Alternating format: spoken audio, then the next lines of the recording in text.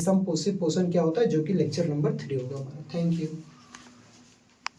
Start. चलिए hello friends, तो चलिए आज हम लोग आम्ल क्षारक तथा लवण का लेक्चर नंबर 2 पढ़ते हैं। जैसे कि मैंने लेक्चर नंबर 1 में आप लोगों को बता रखा था कि अम्ल किसे कहते हैं। तो स्वाद में अम्ल क्या होते हैं, खट्टे होते हैं। अम्ल को जल में जल में घोला जाता है। तो अम्ल जितने भी अम्ल होते हैं वह जल में घुलने पर वियोजित होकर H+ यानी कि हाइड्रोजन आयन देते हैं। उसके बाद थर्ड मैंने बताए थे कि लिटमस पेपर पर इसका क्या प्रभाव पड़ता है, तो यह नीले लिटमस पत्र को लाल लिटमस पत्र में बदल देता है। उसके बाद मैंने ट्रिक भी इसका बता रखा था कि जैसे कि अनिल हो गया, आ से अम्ल, नी से नीला और ला से लाल। अम्ल नीला लिटमस को लाल लिटमस में परिवर्तित कर देता है। क्षारक पर आते हैं तो क्षारक का स्वाद में ये क्या होते हैं, कड़वे होते हैं। उसके बाद की है यह जल में घुलने पर कौन सा आयन देते हैं, हाइड्रोक्साइड आयन दे रहे थे, कौन, क्षारक। फिर मैंने बताया था कि लिटमस पत्र पर क्या प्रभाव पड़ता है, तो अम्ल क्या कर रहा था, नीले लिटमस को लाल कर रहा था, जबकि क्षारक जो है वो लाल को नीला लिटमस पत्र में परिवर्तित कर दे रहा था। इसका जो ट्रिक था वो आपका था छलनी। फिर मैंने आप लोगों को ये भी बता रखा था कि मैं नेक्स्ट क्लास में आप लोगों को प्रबल अम्ल, दुर्बल अम्ल बताऊंगा, अम्ल के प्रकार वगैरह बताऊंगा, किस किस पदार्थ में कौन कौन सा अम्ल पाया जाता है, कुछ रासायनिक सूत्र, तो ये हम लेकर के आ गए हैं। तो आपका टाइम वेस्ट ना हो इसलिए मैंने पहले से ही लिख रखा हुआ है। चलिए देखिए, पहला तो है टॉपिक का नाम क्या है, कुछ अम्लों के नाम एवं उसके रासायनिक सूत्र। अम्ल का नाम भी है और रासायनिक सूत्र, जो कि याद रखना जरूरी है, अक्सर एग्जाम में पूछ लिया करता है। हाइड्रोक्लोरिक अम्ल, हाइड्रोक्लोरिक अम्ल का रासायनिक सूत्र HCl। HCl मतलब हाइड्रोजन है और क्लोरीन है। सल्फ्यूरिक अम्ल, इसका रासायनिक सूत्र H2SO4।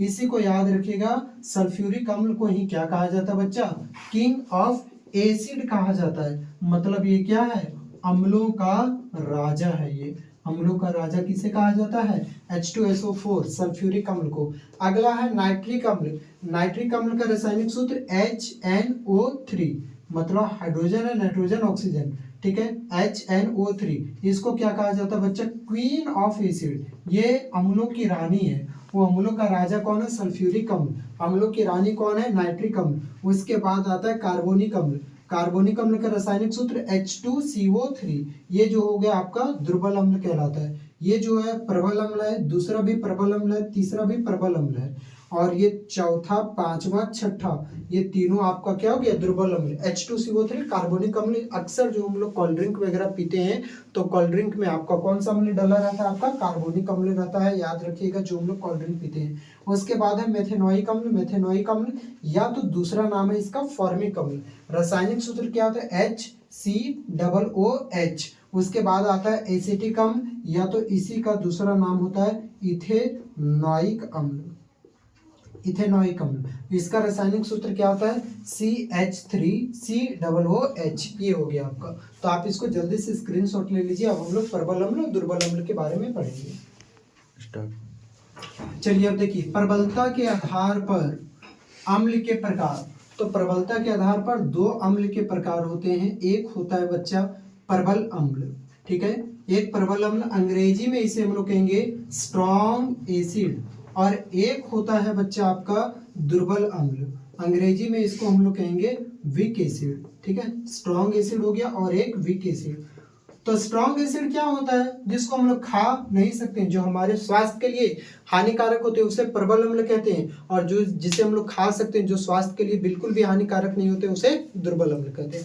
अब ध्यान से सुनिए, प्रबल अम्ल ये तो हम लोग खा सकते हैं, खा नहीं सकते इसके आधार पर, लेकिन डेफिनेशन के आधार पर किसे क्या होता है प्रबल अम्ल, तो जो पूर्ण मात्रा में हाइड्रोजन आयन में वियोजित हो जाए, H+, यानी कि हाइड्रोजन आयन H+ आयन में क्या हो जाए, वियोजित हो जाए, पूर्ण मात्रा में वियोजित हो जाएगा, वियोजित हो जाए, ठीक है, उसे हम लोग क्या कहते हैं, उसे प्रबल अम्ल कहते हैं।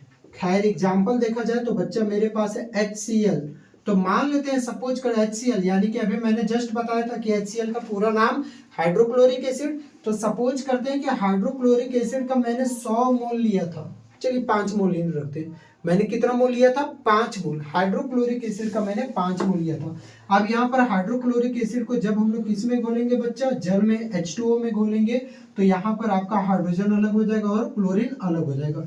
अब जब अगर हम लोग इसका कितना मोल लिए थे 5, और ये 5 का पांचों मोल में ये वियोजित हो गया, तब जाकर के बोलेंगे कि ये प्रबल अम्ल है। मतलब जल में पूर्ण रूप से हाइड्रोजन आयन में वियोजित हो जाता है उसे प्रबल अम्ल कहते हैं, और जो जल में पूर्ण रूप से वियोजित नहीं हो पाता उसे दुर्बल अम्ल कहते हैं। इसका एग्जाम्पल देखिए, यहाँ पर आप उल्टा करके लिख सकते हो, जो पूर्ण मात्रा में H+ आयन में वियोजित ना हो उसे हम लोग दुर्बल अम्ल कहते हैं। जैसे कि एग्जाम्पल लेते हैं H2CO3, इसको कहाँ पर डिजोल्व करेंगे, जल में। यहाँ पर मान लेते हैं जल में यानी कि H2O में, यहाँ पर मान लेते हैं कि इसका 10 मोल लिया गया और इसका 10 मोल लिया गया, तो यहाँ पर ये हाइड्रोजन आयन में वियोजित होगा और उधर कार्बोनेट आयन में वियोजित हो जाएगा। कार्बोनेट के ऊपर में कितना होता है वैलेंसी, 2। ठीक है, अब यहाँ पर देखिए इसका मैंने कितना मोल लिया था, 10, और यहाँ में से 10 मोल लिया मैंने कार्बोनिक अम्ल का। जब इसको मैंने जल में घोला तो यह वियोजित होकर के कितना बना मेरे पास, 5 मोल। तो बताइए क्या ये पूर्ण रूप से हाइड्रोजन आयन में वियोजित हुआ क्या, नहीं, तो इसको दुर्बल अम्ल कहेंगे। तो जल में अगर पूर्ण रूप से हाइड्रोजन आयन में वियोजित होगा प्रबल अम्ल, और दुर्बल अम्ल किसे कहेंगे, जल में पूर्ण रूप से वियोजित नहीं होगा उसे दुर्बल अम्ल। उसके बाद दुर्बल अम्ल के और प्रबल अम्ल के बारे में एक और डेफिनेशन, कि जितने भी कार्बनिक पदार्थ होते हैं, कार्बनिक पदार्थों को, ठीक है, कार्बनिक पदार्थों, चाहे कार्बनिक अम्ल बोल दीजिए, कार्बनिक अम्लों को क्या कहा जाता है, दुर्बल अम्ल कहा जाता है, दुर्बल अम्ल कहा जाता है। कि जितने भी कार्बनिक पदार्थ हैं, कार्बनिक पदार्थ किसको कहेंगे, वैसे पदार्थ जिसमें कार्बन की मात्रा लगी हो उसे हम लोग कार्बनिक पदार्थ कहते हैं। तो जितने भी कार्बनिक पदार्थ होते हैं उसे हम लोग कौन सा अम्ल कहेंगे, दुर्बल अम्ल कहेंगे। जैसे कि बच्चा इसका एग्जांपल समझिए, H2CO3, इसको गौर से देखिए कि यहाँ पर कार्बन लगा हुआ है कि नहीं, ये दुर्बल अम्ल हो जाएगा। CH3COOH, यहाँ पर भी आप लोग देख सकते हैं कि यहाँ पर किसका मात्रा लगा हुआ, कार्बन, दुर्बल अम्ल हो जाएगा। HCOOH, यहाँ पर भी आप लोग देख सकते हैं कि किसका मात्रा लगा हुआ, कार्बन का, तो ये भी आपका क्या हो सकता है, दुर्बल अम्ल में हो जाएगा। लेकिन यहाँ पर प्रबल अम्ल में देखिए H2SO4, यहाँ पर देखिए क्या यहाँ पर कार्बन की मात्रा लगी हुई है क्या, नहीं। HNO3 कार्बनिक पदार्थ है क्या, नहीं। तो ये सब कौन सा अम्ल हो जाएंगे, प्रबल अम्ल। तो प्रबल अम्ल में क्या होता है, कार्बनिक, देखिए पूर्ण रूप से वियोजित होगा हाइड्रोजन आयन में, तो प्रबल अम्ल। उसके बाद दूसरा पॉइंट हम लोग क्या लिखते हैं कि इसे अकार्बनिक अम्लों को, यहाँ पर मैं सेकेंड पॉइंट लिख देता हूँ, अकार्बनिक अम्लों को क्या कहा जाता है, अम्लों को प्रबल अम्ल कहा जाता है, जबकि कार्बनिक अम्लों को दुर्बल अम्ल कहा जाता है। इसका एग्जाम्पल में तीसरा पॉइंट में हम लोग एग्जाम्पल लिख सकते हैं, इसका भी तीसरा पॉइंट में एग्जाम्पल लिख सकते हैं। आप इसको जल्दी से लिख लीजिए, एक बार मैं इसको अगले पेज में एक अंतर के टाइप में लिखवा देता हूँ। अंतर एक बारी मैं लिख दिया हूँ ताकि आपका अच्छे से नोट्स भी बन जाए। प्रबल अम्ल का पहला पॉइंट क्या लिखेंगे कि यह जल में पूर्ण रूप से किस आयन में वियोजित होता है, हाइड्रोजन आयन में। यह जल में पूर्ण रूप से हाइड्रोजन आयन में वियोजित हो जाते हैं, जबकि दुर्बल अम्ल यह जल में पूर्ण रूप से हाइड्रोजन आयन में वियोजित नहीं होते। सेकेंड पॉइंट कि ये अकार्बनिक पदार्थ होते हैं, मतलब इसमें कार्बन की मात्रा नहीं होती है, ये कार्बनिक पदार्थ होते हैं। तीसरा पॉइंट क्या लिख सकते हैं कि ये हमारे स्वास्थ्य के लिए क्या होते हैं, हमारे स्वास्थ्य के लिए हानिकारक होंगे या फिर उपयोगी। तो बताइए सोच के, क्या होंगे, हानिकारक होते हैं, ये हमारे स्वास्थ्य के लिए हानिकारक होते हैं। उसमें आप लिख सकते हो कि ये हमारे स्वास्थ्य के लिए उपयोगी होते हैं। उसके बाद चौथा पॉइंट क्या लिख सकते हैं, देखिए एक आता है बच्चा पीएच वैल्यू। आप पीएच वैल्यू से भी डिसाइड कर सकते हो कि अम्ल है या फिर क्षार है या फिर लवण है। तो पीएच वैल्यू आपका कहाँ से कहाँ तक होता है, तो याद रखिएगा ये पीएच वैल्यू 0 से लेकर के कहाँ तक होता है, 14 तक होता है, और ये मिडिल पॉइंट हो गया 7। अगर कोई चीज, कोई पदार्थ का पीएच वैल्यू 0 से 7 के बीच में रहता है तो वह क्या कहलाता है, अम्ल। उसका पीएच वैल्यू अगर 7 से 14 के बीच में आया तो वह क्या कहलाता है, क्षार। अगर पीएच वैल्यू 0 से 7 के बीच रहे, अम्ल, 7 से 14 के बीच रहे तो क्षारक। अगर पीएच वैल्यू बच्चे 0 से 3 के बीच, 0 से 3 के बीच में रहे तो उसे हम लोग कौन सा अम्ल कह देते हैं, प्रबल अम्ल, वो प्रबल अम्ल कहलाता है। और 3 से 7 के बीच में रहेगा तो उसे हम लोग क्या कहते हैं, दुर्बल अम्ल। तो यहाँ पर लिख सकते हैं पीएच मान, इसका पीएच मान कितना रहता है, 0 से 3 के बीच होता है। जबकि इसमें हम लोग क्या बोल सकते हैं कि इसका जो पीएच मान होता है वो कहाँ से कहाँ तक रहेगा आपका, तो आपका 3 से 7 के बीच रहेगा, वो आपका क्या हो जाएगा, दुर्बल अम्ल। 5वां पॉइंट में आप एग्जाम्पल लिख सकते हो कि इसका एग्जाम्पल क्या हो जाएगा, H2SO4 हो गया, सल्फ्यूरिक अम्ल HNO3 हो गया, नाइट्रिक अम्ल HCl हो गया, हाइड्रोक्लोरिक अम्ल इसमें क्या हो सकता है बच्चे, H2CO3, कार्बोनिक अम्ल CH3COOH, ये आपका क्या हो गया यहाँ पर इथेनॉइक अम्ल। आप इसको जल्दी से लिख लीजिए। अब हम लोग नेक्स्ट टॉपिक पर बढ़ते हैं। चलिए बच्चा, तो अब हम लोग जो पढ़ रहे हैं वो कंफर्म है आपका, ये भी इंपॉर्टेंट है, जो कि आपका 1 नंबर में पूछ ही लिया करता है सवाल में। कंफर्म है कि इससे 1 ना 1 नंबर आ जाएगा। संतरा या तो नींबू में कौन सा अम्ल पाया जाता है, साइट्रिक अम्ल। क्या इसे हम लोग संतरा और नींबू को खा सकते हैं, बिल्कुल खा सकते हैं। तो ये कौन सा अम्ल हो जाएगा, प्रबल अम्ल या फिर दुर्बल अम्ल, दुर्बल अम्ल, क्योंकि इसमें कार्बनिक अम्ल है। कौन सा कार्बनिक अम्ल है संतरा और नींबू में, साइट्रिक अम्ल है। दूध हो या चाहे दही हो तो उसमें कौन सा अम्ल पाया जाता है, लैक्टिक अम्ल।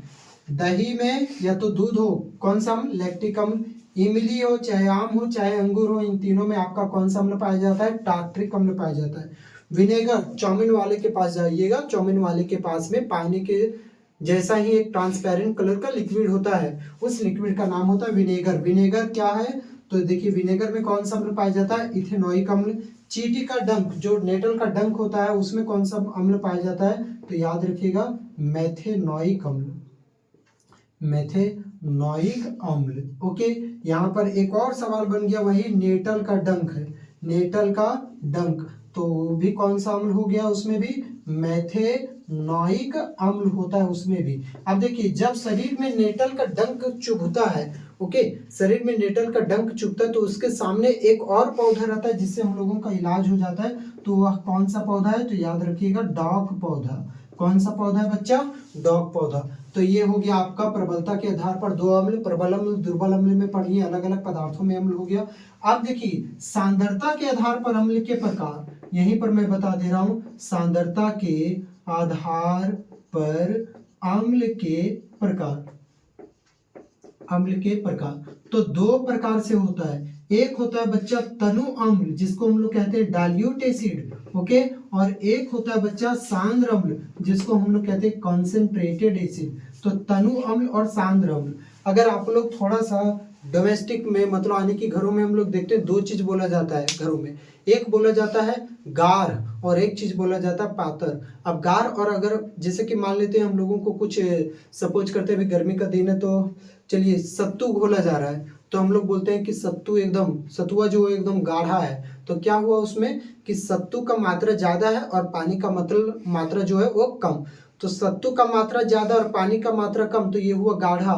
सतुआ एकदम पातर है, तो इसका मतलब क्या हुआ कि सतुआ कम हो गया और पानी का मात्रा ज्यादा। अब बस यही चीज करना है कि तनु में क्या होगा कि पानी का मात्रा ज्यादा होगा, पानी की जो मात्रा होगी, जल की मात्रा होगी वह क्या होगी, ज्यादा। जबकि अम्ल है ना, तो यहाँ पर जो पदार्थ है यानी कि अम्ल की मात्रा होगी वह क्या हो जाएगी, कम हो जाएगी। तो क्या बोलेंगे, वैसे अम्ल जिसमें जल की मात्रा अधिक हो परंतु अम्ल की मात्रा कम हो। उसके बाद सांद्र अम्ल में क्या कहेंगे, सांद्र अम्ल मतलब गाढ़ा हुआ, तनु का मतलब पातर और सांद्र का मतलब गाढ़। तो देखिए आप सांद्र अम्ल तो यानी कि पानी की मात्रा पर डिसाइड करेंगे, तो सांद्र मतलब गाढ़ा है यानी कि पानी क्या हो जाएगा, कम, और अम्ल की मात्रा क्या हो जाएगी, अम्ल की मात्रा ज्यादा हो जाएगी। तो तनु अम्ल किसे कहेंगे, वैसे अम्ल जिसमें पानी की मात्रा अधिक हो परंतु अम्ल की मात्रा कम हो।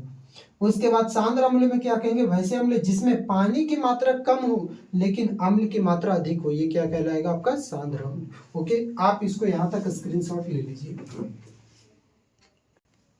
चलिए तो अब हम लोग आगे बढ़ते हैं, थोड़ा सा वीडियो का लेंथ ज़्यादा ना हो जाए इसलिए मैंने एक ही में लिख दिया हुआ है कि अलग अलग क्षारक के नाम है और उसके रासायनिक सूत्र। ये भी सवाल इंपॉर्टेंट है, ये भी क्वेश्चन आपका पेपर में पूछा करता है कि सोडियम हाइड्रोक्साइड है, सोडियम हाइड्रोक्साइड का रासायनिक सूत्र NaOH, इसका एक और नाम से पूछ सकता है आपको, तो याद रखिएगा कौन सा नाम है, कास्टिक सोडा।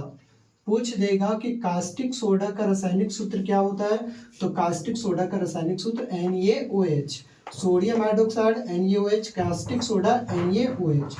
पोटेशियम हाइड्रोक्साइड का रासायनिक सूत्र KOH, मैग्नीशियम हाइड्रोक्साइड का रासायनिक सूत्र MgOH का होल ट्वाइस, OH का होल ट्वाइस है। ये होल ट्वाइस कैसे आया बच्चा, तो मैग्नीशियम का संयोजकता +2 हो गया, हाइड्रोक्साइड का 1 हो गया, तो 1 यहाँ पर आ गया और 2 यहाँ पर चला गया, इस प्रकार से आया। उसके बाद इसी का दूसरा नाम क्या है मैग्नीशियम हाइड्रोक्साइड का, तो याद रखिएगा milk of magnesia, milk of magnesia, ये भी नाम से पूछ सकता है कि मिल्क ऑफ मैग्नीशिया का रासायनिक सूत्र क्या होता है, MgOH का होल ट्वाइस। कभी क्या होता है कि हमारे पेट में एसिडिटी हो जाता है, अम्लता का प्रभाव ज़्यादा हो जाता है, तो हम लोग क्या करते हैं दुकान से इनो मंगाते हैं, उस इनो में आपका यही रहता है MgOH का whole twice, milk of magnesia रहता है। आपका कैल्शियम हाइड्रोक्साइड CaOH का होल ट्वाइस, इसको हम लोग क्या कहते हैं बच्चा, शुष्क बुझा हुआ चूना, शुष्क बुझा हुआ चूना, शुष्क बुझा हुआ चूना का रासायनिक सूत्र क्या हो गया, CaOH का होल ट्वाइस। एल्युमिनियम हाइड्रोक्साइड ये आपका क्या हो गया, AlOH का होल थ्राइस 3 है। अब यहाँ पर देखिए प्रबलता के आधार पर क्षारक के कितने प्रकार से है, तो 2 प्रकार, जैसे प्रबल के आधार पर प्रबलता के आधार पर 2 अम्ल थे, प्रबल अम्ल दुर्बल अम्ल, उसी प्रकार से ये भी प्रबल क्षारक दुर्बल क्षारक होगा। प्रबल क्षारक क्या होगा, जो जल में पूर्ण रूप से वियोजित हो जाते हैं, किसमें, OH- आयन में, तो वैसे क्षारक जो जल में पूर्ण रूप से हाइड्रोक्साइड आयन में वियोजित हो जाते हैं उसे हम लोग क्या कहते हैं, प्रबल क्षारक कहते हैं। और दुर्बल क्षारक तो वैसे क्षारक जो जल में पूर्ण रूप से हाइड्रोक्साइड आयन में वियोजित नहीं होते, जो जल में पूर्ण रूप से हाइड्रोक्साइड आयन में वियोजित हो जाएगा वो क्या हो जाएगा आपका प्रबल क्षारक, पूर्ण रूप से वियोजित नहीं होगा वो दुर्बल क्षारक। थोड़ा मेरा गला में भी प्रॉब्लम है इस कारण से। चलिए अब देखिए यहाँ पर दुर्बल क्षारक में क्या हो जाएगा, एग्जाम्पल MgOH का होल ट्वाइस। अब इसको जैसे आप जल में डिजोल्व करिएगा तो मान लेते हैं इसका उसी प्रकार से मैंने 10 लिया और ये 10 के 10 नहीं, मतलब यहाँ पर मान लेते हैं 4 मॉलिक्यूल में ही ये टूट पाया, इस प्रकार से 4 मॉलिक्यूल में ही ये टूट पाया। तो यहाँ पर बताइए 4 मॉलिक्यूल में ही टूट पाया तो क्या पूर्ण रूप से वियोजन हुआ, क्या नहीं, पूर्ण रूप से वियोजन नहीं हुआ, मतलब ये दुर्बल क्षारक है। इसका एग्जाम्पल क्या हो जाएगा बच्चा, NaOH caustic soda, sodium hydroxide हो गया, पोटेशियम हाइड्रोक्साइड वगैरह हो गया। इसका एग्जाम्पल क्या हो गया, मैग्नीशियम हाइड्रोक्साइड हो गया आपका। एक और ले लीजिए एल्युमिनियम हाइड्रोक्साइड, ये भी एंटीसेप्टिक के रूप में काम करता है, एसिडिटी ज़्यादा हो जाता है उस टर्म में भी काम करता है। ये AlOH का होल थ्राइस, यहाँ पर MgOH का होल ट्वाइस, ये ट्वाइस बाहर में आएगा, ठीक है। ये सब आपका हो गया दुर्बल क्षारक। प्रबल क्षारक हमारे स्वास्थ्य के लिए हानिकारक बिल्कुल होंगे, जबकि ये दुर्बल क्षारक हमारे स्वास्थ्य के लिए हानिकारक नहीं होंगे। प्रबल क्षारक स्वास्थ्य के लिए हानिकारक होता है, दुर्बल क्षारक स्वास्थ्य के लिए हानिकारक नहीं होता है। प्रबलता के आधार पर हो गया बच्चा, उसी प्रकार से यहाँ पर लेते हैं सांद्रता के आधार पर क्षारक के प्रकार, क्षारक के प्रकार। वीडियो आ रहा है नीचे, हाँ।